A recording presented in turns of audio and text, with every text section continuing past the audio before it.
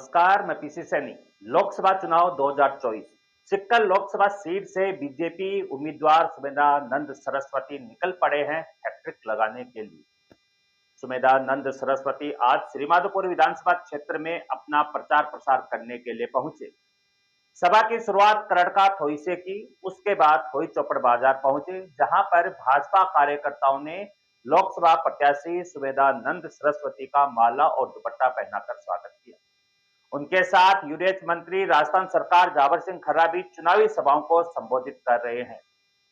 UDH मंत्री का माला व साफा पहनाकर स्वागत किया। सुमेधानंद सरस्वती पिछले 10 वर्षों से सिक्कर से सांसद हैं। अब की बार उनका तीसरा चुनाव है। सरस्वती की चुनावी सभा में थोई झाड़ली भाजपा मंडल अध्यक्ष पवन कुमार साई, अजीतगढ़ पंचायत समिति के प्रधान एडवोकेट शंकरलाल यादव, भाजपा महिला मोर्चा थोई झाड़ली मंडल अध्यक्ष निर्मला चौधरी, करड़का सरपंच बरकी देवी के साथ साथ अनेक भाजपा नेता चुनावी प्रचार में लग रहे हैं। सिक्कर लोकसभा सीट को लेकर पल पल की खबर जानने के लिए चैनल को सब्सक्राइब कर लीजिए और सुनिए क्या कहा यूडीएच मंत्री और सुमेधानंद सरस्वती ने चुनाव को लेकर। 2024 के लोकसभा चुनाव में भारतीय जनता पार्टी के उम्मीदवार श्रद्धेय स्वामी सुमेधानंद सरस्वती जी, अजीतगढ़ पंचायत समिति के प्रधान भाई यादव जी, भारतीय जनता पार्टी किसान मोर्चा के जिलाध्यक्ष बनवारी जी, आपकी जिला परिषद सदस्य वीणा जी, हमारे पार्टी के जिला उपाध्यक्ष सैनी जी, महिला मोर्चा की निर्मला जी, सम्मानित मंच और उपस्थित सभी सम्मान्य कार्यकर्ता सबको यथायोग्य राम राम। तो बातों की एक ही बात है, आज तारीख हो गई 29 और 19 अप्रैल को मतदान होना है। 20 दिन का समय आज के और मतदान के मध्य में शेष है। 2024 का लोकसभा का चुनाव जिस प्रकार की विशेष परिस्थितियों में होने जा रहा है, उसमें हमें बहुत सावधानी से इस चुनाव में हर मतदाता तक पहुंचकर 2004 से 2014 का कालखंड और 2014 से 2024 के कालखंड में क्या अंतर है, इसके बारे में चर्चा परिचर्चा कर मतदाताओं को भारतीय जनता पार्टी के पक्ष में मतदान करने का आह्वान करना है। आपको याद होगा कि 2004 से 2014 के कालखंड में देश में जिस प्रकार की परिस्थितियां थी, साल में 20-30 बम विस्फोट या किसी न किसी प्रकार की हिंसक वारदातें देश के किसी न किसी कोने में होती रहती।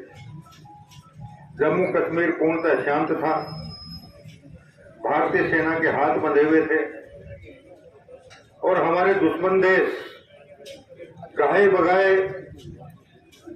कई बार हमारे सैनिकों के सर काट कर ले गए, कई बार अपहरण करके ले गए और छत विक्षित करके समूह को वापस भारत की सीमा में डाल गए।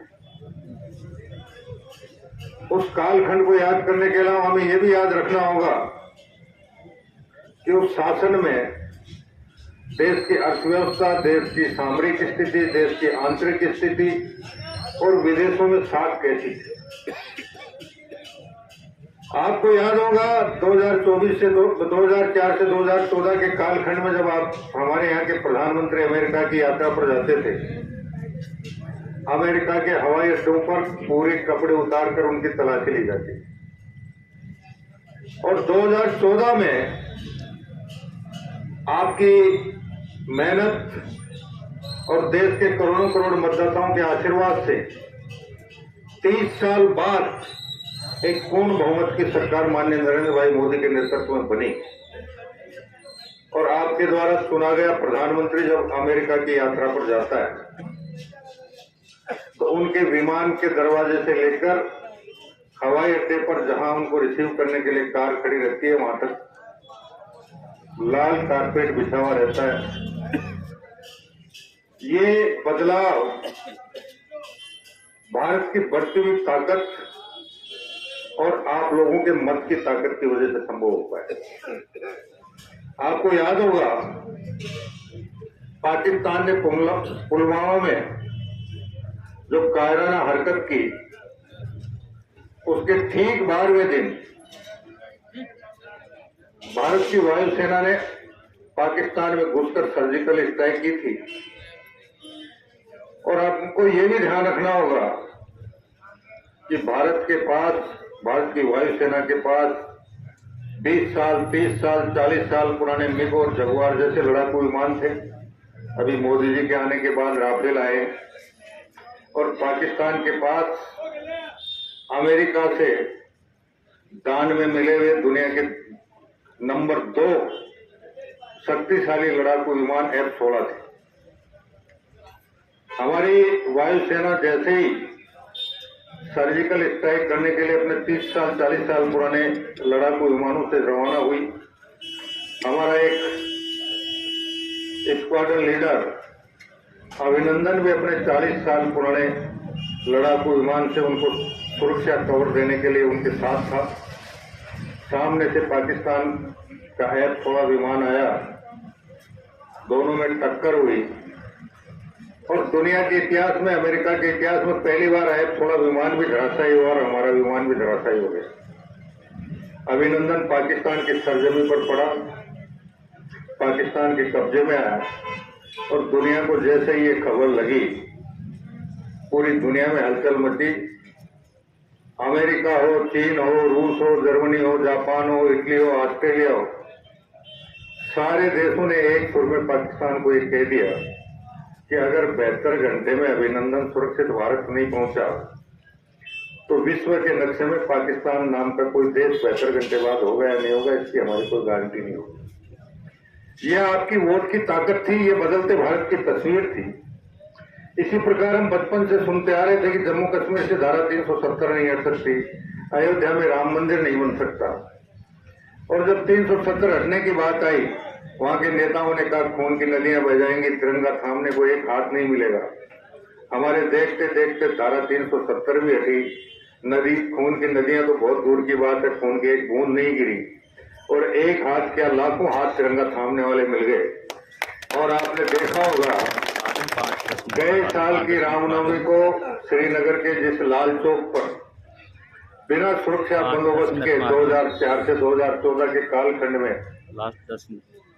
देश का कोई भी 10 मिनट राजनीतिक मुख्यमंत्री, प्रधानमंत्री नहीं जा पाता था, उसी लाल चौक पर भगवान श्री राम की भव्य शोभा यात्रा भी हमारे देखते देखते ही थी। ये बदलते भारत की तस्वीर विपक्षी दलों को रास नहीं आ रही है। अभी संदेश खाली का प्रकरण आपने सुना होगा, एक भी दल ऐसा नहीं था जिसके मुंह से संदेश खाली की आलोचना का एक भी शब्द निकला हो। ये सारे विपक्षी दल मिलकर ये चाहते हैं कि भारत फिर एक बार 2004 से 2014 के कालखंड में जाए, और भारत विश्व की 10वीं अर्थव्यवस्था से 5वीं अर्थव्यवस्था बनी है, और आने वाले वर्षों में 3री अर्थव्यवस्था बनने जा रही है। उसमें विघ्न डालने के लिए दिन रात प्रयास करते हैं। ऐसे में इस राष्ट्र को सुरक्षित रखने के लिए, इस राष्ट्र का भविष्य सुरक्षित रखने के लिए, और हमारी आने वाली पीढ़ी का भविष्य सुरक्षित रखने के लिए आवश्यक है कि जिस प्रकार आपने 2014 से 2019 के कालखंड में चुनावों के समय जितनी मेहनत की थी, 2024 के चुनाव में उससे भी चौगुनी मेहनत के साथ एक एक मतदाता तक पहुंचकर 2004 से 2014 और 2014 से 2019 के कालखंड की 24 के कालखंड की चर्चा परिचर्चा करते हुए भारतीय जनता पार्टी के पक्ष में मतदान करने की अपील करनी है। जैसे ही आप आम मतदाता तक पहुंचेंगे, वो बाहें फैलाए आपका स्वागत करने को तत्पर बैठा और पार्टी के पक्ष में मतदान करने को तैयार बैठा है। तो मैं उम्मीद करूंगा कि इन 20 दिन में आप एक एक मतदाता से संपर्क करेंगे और आने वाली 19 अप्रैल को अपने परिवार के, अपने अड़ोस पड़ोस के और जिन जिन से आपने संपर्क किया उनको ये सुनिश्चित करेंगे कि वो मतदान केंद्र तक पहुंचकर भारतीय जनता पार्टी के पक्ष में भारी तादाद में मतदान करें। यहाँ से भारी मतों से भारतीय जनता पार्टी के उम्मीदवार सुमेधानंद जी की जीत हो, कमल का फूल खिले और देश में एक बार फिर भारी बहुमत के साथ नरेंद्र भाई मोदी के नेतृत्व में केंद्र में सरकार बने। और भारतीय जनता पार्टी ने जो नारा दिया है, अब की बार 400 पार, एक बार फिर मोदी सरकार। और सीकर संसदीय क्षेत्र से अब की बार स्वामी जी 5 लाख के पार के नारे को सार्थक करने में आप किसी प्रकार की कोर कसर नहीं छोड़ेंगे। इसी आशा और उम्मीद के साथ आप सभी का हृदय से बहुत बहुत आभार। जय हिंद, जय भारत, वंदे मातरम, बोलो बस्ती माता की, भारत माता की। कोई ग्राम पंचायत की इस मुख्य मार्केट में जनसंपर्क अभियान के तहत आयोजित आज की इस चौपाल में हमारे बीच उपस्थित आपके लोक लाडले नेता, यहाँ के विधायक और राजस्थान सरकार में सबसे बड़ा मंत्रालय यूडीएस मंत्री माननीय श्री जावर सिंह खर्रा साहब, किसान मोर्चा के जिलाध्यक्ष आदरणीय श्री बनवारी जी, हमारे यहाँ के प्रधान भाई शंकर जी, हमारे पार्टी के उपाध्यक्ष माने सैनी जी, भाई पवन जी, हमारी सभी बहनें और उपस्थित सभी सम्मानित साथियों, गांववासियों, नौजवान साथियों, आदरणीय खर्रा जी ने आपके सामने सारी बातें बता दी हैं। माननीय प्रधानमंत्री नरेंद्र मोदी जी ने जिस प्रकार से देश का विकास और डेवलपमेंट किया है, वो सबके सामने है। 2014 से पहले के भारत को आप देखते हैं, कोई सप्ताह या दिन ऐसा नहीं जाता था जिस दिन कोई बड़ा घोटाला नहीं होता हो। कांग्रेस का इतिहास घोटालों का इतिहास रहा। न उन्होंने खेल को छोड़ा, न कोयले को छोड़ा, न जमीन को, न आकाश को, न पाताल को, किसी चीज को नहीं छोड़ा। भ्रष्टाचार से भरा हुआ कालखंड रहा। दूसरी तरफ माननीय प्रधानमंत्री नरेंद्र मोदी जी के नेतृत्व में 10 साल आपने ये सरकार देखी है। इस सरकार ने जमीन तक लोगों की सुध ली है। 4 करोड़ 10 लाख मकान गरीबों को बना करके दिए हैं। 10 करोड़ गरीब महिलाओं को सिलेंडर उपलब्ध कराए हैं। 12 करोड़ शौचालय बना करके दिए हैं स्वच्छता के अभियान में। और 80 करोड़ लोगों को खाने के लिए अन्न दे रहे हैं, पेंशन दे रहे हैं। अभी 2 रुपया पर लीटर डीजल कम करके हमने वायदा किया था अपने संकल्प पत्र में कि चुनाव के बाद हम समीक्षा करेंगे पेट्रोल डीजल के दामों पर। तो 2 रुपया पर लीटर तो सेंट्रल गवर्नमेंट ने और 2% टैक्स राजस्थान सरकार ने कम करके राजस्थान में 4.5 रुपए से लेकर 7.5 रुपए तक का इन दोनों चीजों में भाव कम हुए हैं। किसान को 6,000 रुपया सेंट्रल गवर्नमेंट और 2,000 रुपया राज्य सरकार किसान सम्मान निधि दे रही है। तो बहुत सारे काम हुए हैं। और अपने सीकर जिले में हमने मेडिकल कॉलेज बना करके दिया, भव्य विश्वविद्यालय बना के दिया। खेल मैदान के अंदर हमने इंडोर स्टेडियम और सिंथेटिक ट्रैक का काम शुरू किया। 8 करोड़ 60 लाख रुपए का सिंथेटिक ट्रैक, 4.25 करोड़ रुपए का इंडोर स्टेडियम, एक सैनिक अकादमी और कितनी सारी ट्रेनें चलाई हैं। जब मैं सांसद बना था तो केवल 8-9 ट्रेन चलती थी। आज सीकर के रेलवे स्टेशन से 49 ट्रेनें चलती हैं। आपकी इस लाइन के ऊपर भी अनेक ट्रेनें चलती हैं, जिसमें पूरा इलेक्ट्रीफाई हो गया है। श्रीमाधोपुर में न्यू श्रीमाधोपुर रेलवे स्टेशन बना है, जिसको 100 करोड़ रुपया खर्च हुआ है। वहां हमारी मंडी है श्रीमाधोपुर की, उस मंडी का विकास होगा। हमारे अजीतगढ़ में जो खनिज निकलता है वो सारे संपूर्ण भारत में जाएगा। तो ये व्यवसाय और रोजगार सब कुछ मिलेगा। तो मेरा तो आपसे आग्रह है कि 10 साल में मैंने ईमानदारी के साथ, मेहनत के साथ में काम किया है इलाके के लिए। और कोरोना काल में तो हमारी जो हालात थी, उस हालात को अगर हम देखें तो प्रधानमंत्री नरेंद्र मोदी के नेतृत्व में आम आदमी की पीड़ा को देखा गया। हर आदमी को 2-3 वैक्सीन किए गए, इंजेक्शन लगे। अब इस भोई की आबादी मेरे ख्याल यहाँ 6-7 हजार वोट होंगे, 8,000 वोट हैं, तो 10,000 लोगों को यहाँ इंजेक्शन लगे हैं, क्योंकि छोटे बच्चों को भी लगे हैं। तो एक इंजेक्शन के ऊपर 2,000 रुपये खर्च आया है, और किसी को 2 लगे, किसी को 3 लगे। अगर 5,000 की औसत आप लगाएं तो 10,000 से 5,000 को गुणा करोगे तो 50 करोड़ रुपए तो अकेले थोड़ी के ऊपर लोगों की जान बचाने के लिए खर्च हुआ है। साथ में खाने के लिए अनाज भी दिया और भी सुई जाती है। तो इतना बड़ा काम हुआ है।